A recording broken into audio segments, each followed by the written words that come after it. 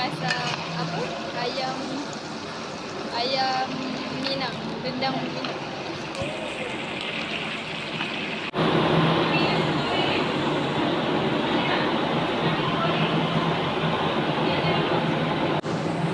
Hari ni kau nak masak apa? Macam Nasi hipik.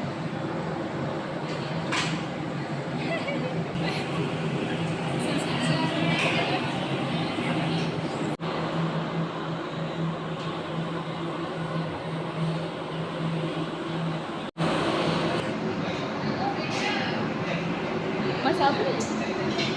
Masak apa tu? Lontong. Lontong. Kita bernama Nisha.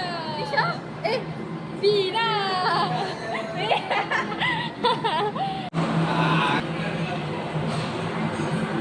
Masak apa ni?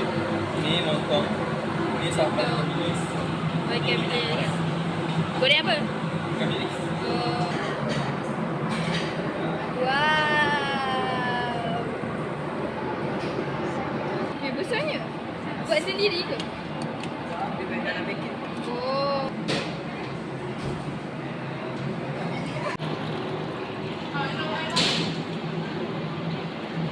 Member kan sentiasa muka stres tau. mana ada. Sesenyap lah.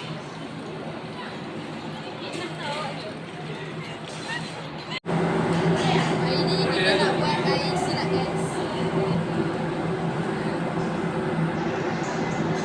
Aku tinggalkan Azam.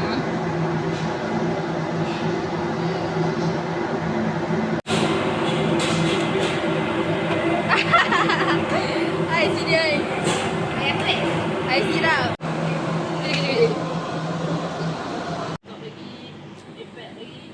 Hari ni kita pakai seloni. Apa doh pakai seloni? Matching lah. Kedai RM2 Yes. Yes. Kedai RM2. RM2.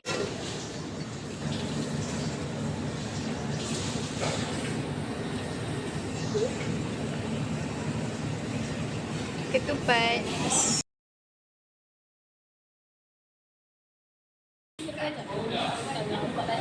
Dah, cawan ni.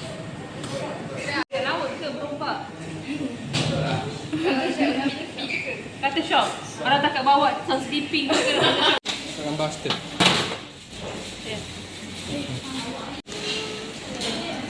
Bungkus-bungkus. Jemput makan.